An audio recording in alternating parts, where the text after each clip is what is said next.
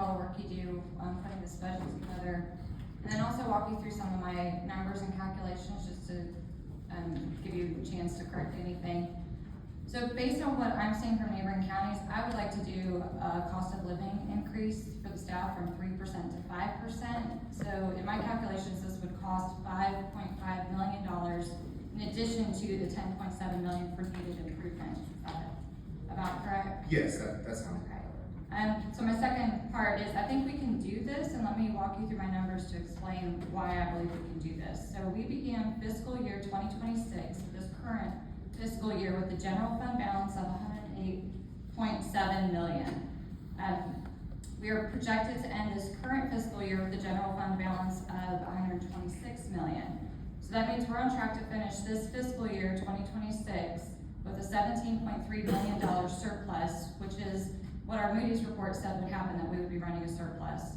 So it is also consistent with our history since fiscal year 2021, in which we've had an annual surplus ranging from $18 to $30 million each year.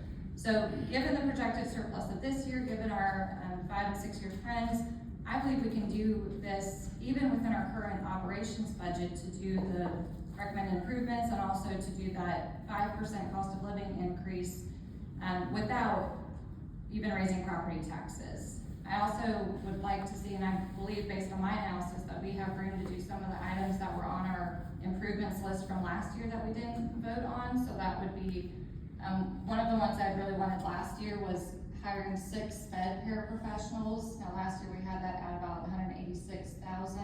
I imagine it would be a little bit more, but that's, for the board to kind of think about. That's something else I would maybe like to have in that needed improvements list that I don't think would substantially change the numbers for what we're talking about. And then also to consider from our list last year, an elementary K through 7 math specialist brought in at 220 days for $126,000. So those items together would be less than $400,000. So still in the vicinity of what we could do in our operations budget that would be sustainable without a tax increase. So based on my numbers, is that approximately correct for what you say, that would be sustainable moving forward if we were to do those things? Yeah, I think your numbers are okay. Accurate there, relatively accurate that you've stated.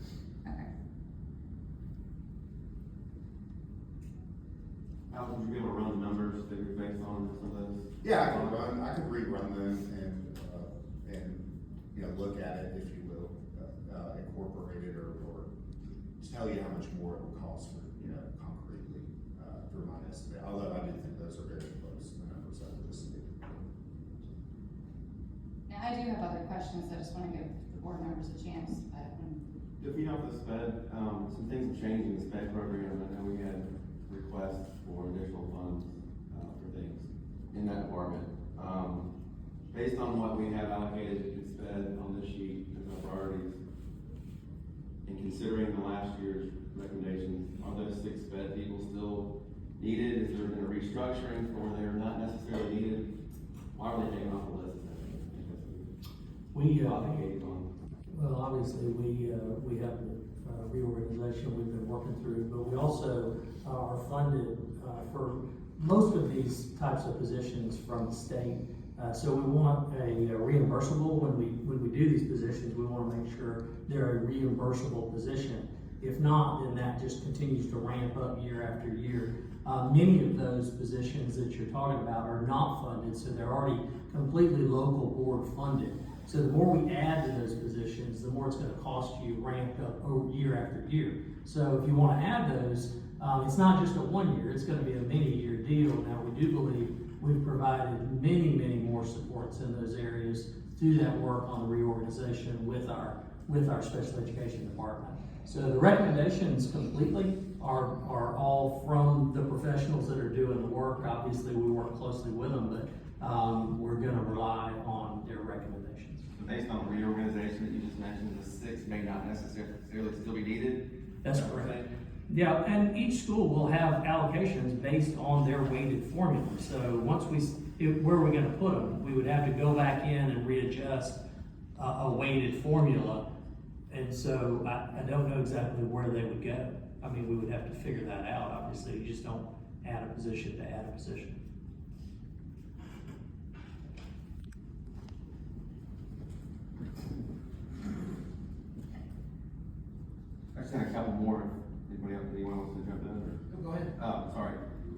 step increase slide gives us a little bit of an indication as the mean as far as age, if we're getting older versus younger.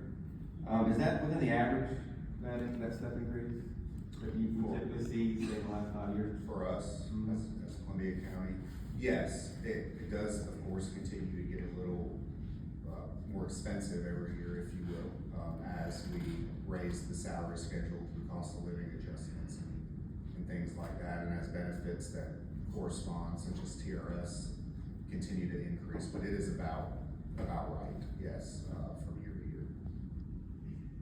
I have a question about the Yes. fund balance for school nutrition. Yes. What is the appropriate or recommended fund balance for nutrition, and where are we right now? Yeah, the state used to have, and the feds used to have guidance, that they didn't want you to have more than 3 months of operations. They've extended that now to 6 months of operations, before you have to submit a plan to them to spend down the funds. Besides that, I really think that in the 2 to 3 month, fund balance as a look at operating expenditures is appropriate. And so when you do that math, that puts us around the $5 million mark. Is that kind of target in your mind? It is. I'd like to keep the program around $5 million, as we look to make it a sustainable program financially each year. I think that would be appropriate. A little more, a little less, a little more would be okay, of course, but that's kind of a target number there. And, I also noticed that, the increase for adults is lower than the increase for children, as far as the Yeah, amount of money that's true. that you're recommending percentage-wise. I haven't calculated that, but, what's the thinking behind just increasing adults 25 cents and children 50 cents? I really think it's because, as you see, we don't have heavy participation, as much participation from adults as we would like. It's not bringing in a huge increase in revenue there. It also does bring it, as little as this sounds, or inconsequential, to an even $5, and you'll see that throughout. And when you're able to do an even $4 to $5, whatever your meal price is, that really does help efficiency at the register, because they're not having to deal with change and things like that. However, I understand your point, and we can look at, if you'd like, doing more of a equitable increase, if you will, for adults as we have students from a perspective. Seems like last year, rather than increasing it the full amount, we did part of the amount. I believe, if I remember right, we brought the recommendation last year for paid lunches of $4 last year. We were at $3.10, I think, and we recommended going all the way to $4. You all decided to do it about halfway at $3.50, knowing that we would need to come back and talk about this again. So what would happen if we didn't do the full 50 cents this year? Well, you should recalculate that, see how that would look, how would it affect the overall progress? Yes, I could recalculate that. I imagine it'd bring that estimated revenue increase closer to maybe $500,000 instead of 660. Certainly would still be very helpful on the way to balancing the budget for school nutrition, but I can rerun it for sure. In fact, actually, it's right there for you, because I've got the analysis is already done at 375, right above 4. So if we would just increase from 350 to 375, it would reduce your revenue to about 180,000. So yeah, about $500,000 is where you'd be on that increase instead of 660,000. This question I'll know the answer to, but, teachers, if they eat in the lunchroom, they pay the adult price? Correct. Do you remember the meal served last year in comparison to what was?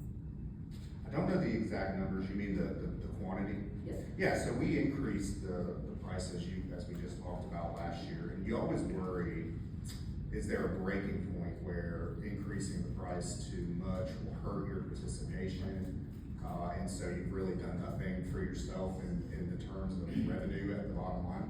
From my discussions throughout the year with Dr. Bing, despite increasing the cost, participation's up a few percentage points. So we haven't seen that. And I think it's because for, let's say, $4 or $3.75, that's still a very reasonable cost or price for a meal, even when you compare it to packing maybe your kids' lunch at home and the time it takes as well. So I think that people are still seeing the value there at the price we're currently charging. And I hope that would be the same at $3.75 or $4 wherever we go. Anything on the building program? We seem to be doing some transfers pretty, regularly, through the years. Anything there to provide some relief, maybe some of the things that we suggested or looked at for funding? I'm sorry, say In that. other words, is there a way to provide, transfer less dollars and still maintain the building fund in a comfortable place? Is there something else we can do with the building program to allow to fund other things in our budget? I don't know that there's more, revenue sources that the building program could bring in, to help, do less of a transfer, if you will, to your question.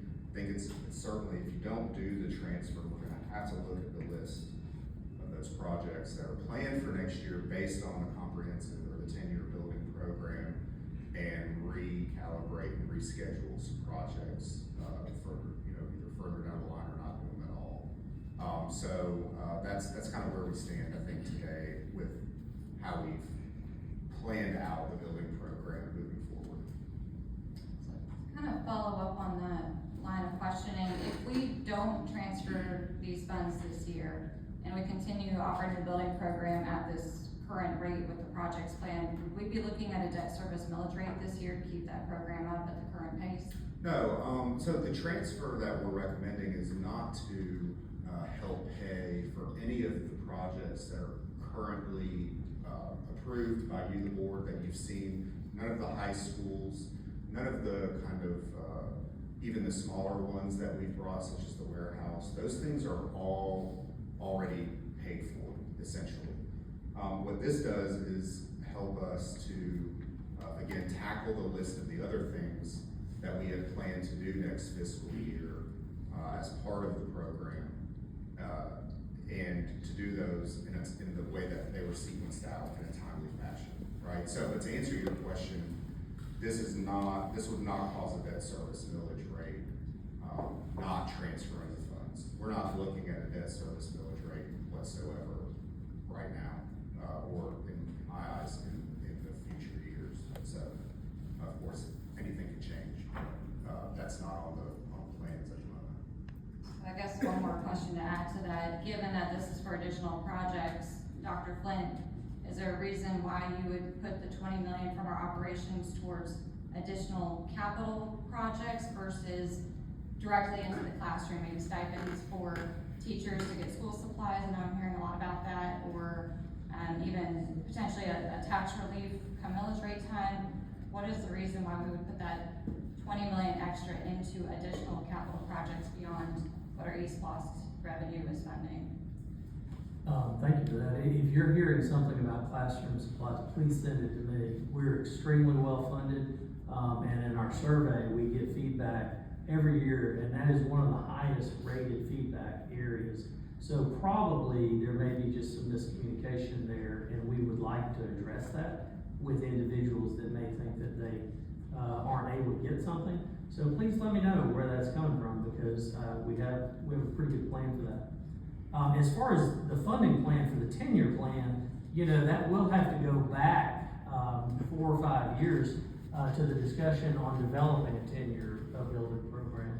If y'all might recall, this goes to, we went to every school and had committees at every school that gave input. We also had project management look at all of the projects, and from that we developed a 10-year plan. That 10-year plan has been sequenced out, as Mr. Casado just said, and the decision, we laid that out for the board at that time on how to pay for it. And most of the locally funded, these local projects for individual schools were through balanced fund transfers. If you go back, SPLOST obviously is a great tool to fund capital projects, but it in no way is intended to do all of them. and it hasn't in the history of the school district. Many of those have been funded for many, many years, from the general fund. As a matter of fact, all of them used to be prior to the implementation of SPOS, either that or bonds. So that's why, this was a large discussion with the community and with the board. We're running the play right now that was laid out 3 years ago, 4 years ago, when we set that out. If you decide not to, we would just have to take projects off of the list. Just to clarify, you're saying that when the community was briefed about the 10-year building program back in 2022, that brief included letting them know to expect annual substantial transfers, $10, $20 million from the general funds each year. That was part of that brief to the community? That was, as a matter of fact, we presented it at every high school, and talked with the community about past transfers and possible future transfers. This list, I don't have it in front of me, but, it touches many, many schools across our district. And we're not talking about new builds or fluff, but this is trying to maintain our fiscal plan. Yeah, absolutely. And every school does have things on the list. Obviously, we just opened 2 brand new, so they would have much less. So the older the school, typically a little bit more was needed in some of those areas. Once we approve that plan, that has been on our website. You can go to any school and see the list of the projects that are planned for each of those schools. And hopefully we'll be able to get all of those. Obviously, there's a lot of aging schools that are a little older than some of our new ones. And I think a lot of the discussion at that time was bringing all classroom schools to a standard, and then over the next life of the plan, past the 10-year plan, moving into a comprehensive plan, so we maintain that standard for the life of the school district. I believe the community would love for us to reassess. I think it would be important to them, given that we're close to 5 years, and things have changed, and we're looking at the potential for more SPOS out there. The public, could get inundated with a lot of SPOS, and I think it's worth it to review the building program. The rest of the board. These projects, the $180 million in bonds proceeds that we received, December 2025, these projects were not included in that money. That money didn't cover these projects. These were additional to those funds. Can we have a list of those? I've not seen a list of those projects that $20 million would be used for. Yeah, I have copies, I think I have enough, but that's what you want. Might be extra. And then one more question before I look over this, $126 million, how much of that is contracts due that we've already signed for that we'll be paying for throughout that fiscal year? You mean on the budget, spreadsheet, the construction Yes, line? construction. Okay, I would say 90%, right, of that is already, contracts we've signed, whether that's Lakeside, Evans, Harlan, Okay. those.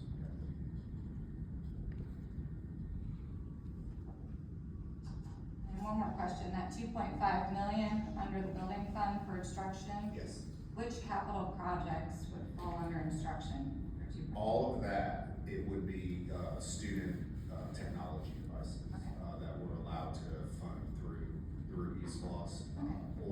or infrastructure upgrades, all those go to instruction, Okay, for technology infrastructure, Thanks. servers, things like that. and I'll probably just, for my fellow board members, I'll probably spend some time looking over this and bring in these questions to our next meeting for this list. Sorry, I just had one last one for me. Yes. Who was on the benefit and, comp committee? I'm on there, Mr. Wright's on there, we've had several principals on there at different levels, several different directors are on there, teacher, a para, I think there's another, trying to remember. Special ed, para as well, so it's a wide, array of. All internal? All internal, yes, sir. Thank you. One other question about the building fund. I see it says our estimated ending fund balance as of June 30th, 2026, so the end of this fiscal year is projected to be at $189 million for the capital projects, the building fund. Had we not received those $180 million in bond sales in December, would that balance really have been only $9 million for the capital fund? Yeah, it probably would have been around that, it's an estimate. Of course, though, those projects that were funded with the bonds were contingent upon the bond selling. And so you would not have had the expenditure level that you have, because you probably would not have been able to do the projects had the bonds not sold. So it's kind of a wash, for lack of a better term, but yeah, that's probably where we're at. Would be at, $10 million or so. So I guess along those lines, because it was Harlem High School primarily that was funded, out of that $126 million, would you say a majority of that is for Harlem High School, or is the majority of that for Evans and Lakeside still? We'd have to look at it to know specifically, but as, you know, this year we're going into Lakeside's winding down, that project's almost over. I think Evans would be in its final year, so it's probably pretty heavy. Evans is in there, and then as Harlem ramps up next year, I would say there's probably as much Evans in there as Harlem. And then, of course, Evans will die off after next year, and Harlem will really be the one that is the majority of that expenditure. Greenbrier, if it comes on as well. Thank you, and I know these are No, it's okay. rough estimates, so Sure. I won't hold you to them. Any more questions before we go to